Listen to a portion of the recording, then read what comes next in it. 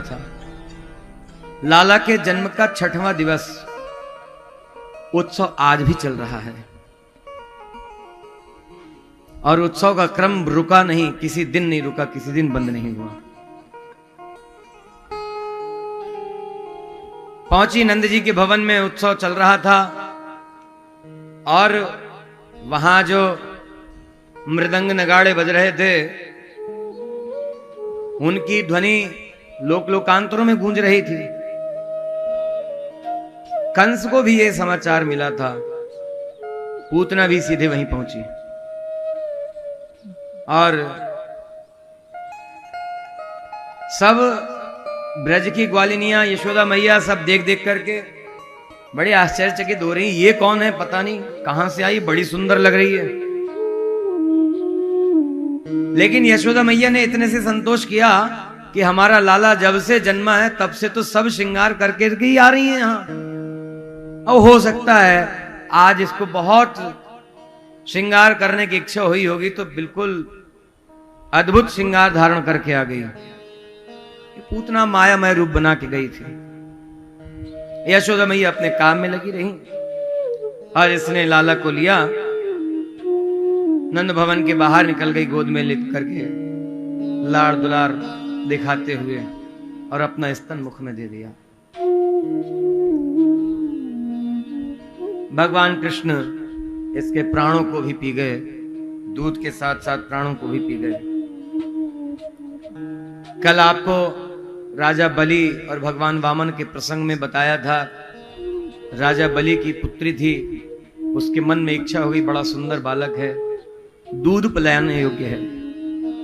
भगवान ने उसकी इस इच्छा को पूर्ण किया, लेकिन कहा अभी नहीं, अगले जन्म में, जब तुम्हारा अगला जन्म होगा।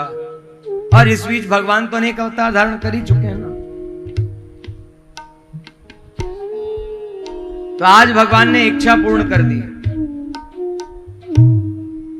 लेकिन जब भगवान त्रिविक्रम रूप धारण किए तो इसके मन में आया ये तो बड़ा दुष्ट निकला, मार डालते हैं।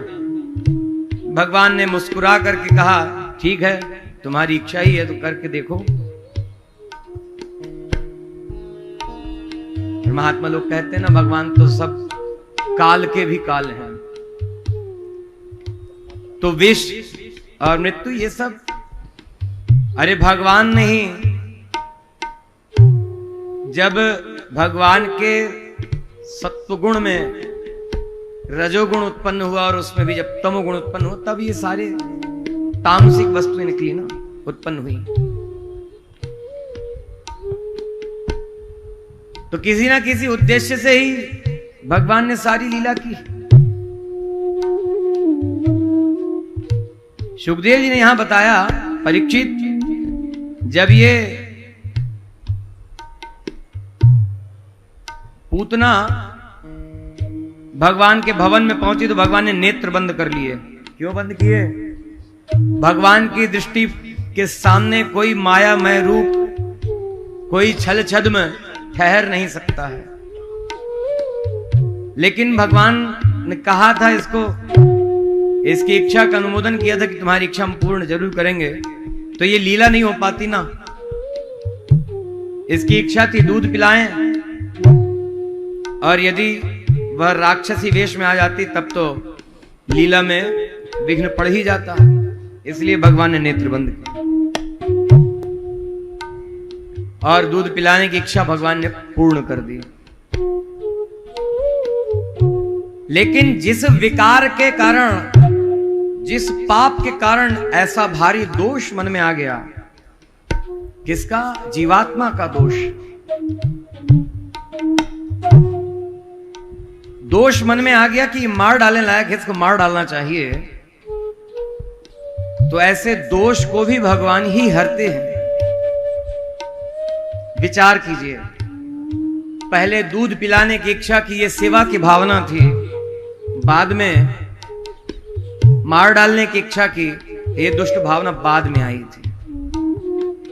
और सेवा की भावना पहले आई तो भगवान ने उसको स्वीकार किया ही था। तो अब जिसकी सेवा स्वीकार होगी उसका दोष देखा थोड़ी जाएगा। यदि दोष देखेंगे तो उसको सेवा नहीं देंगे फिर। तो भगवान ने इसके दोष पर विचार नहीं किया, सेवा करने की इच्छा जो थी उस पर विचार किया और इच्छा पूर्ण कर दी।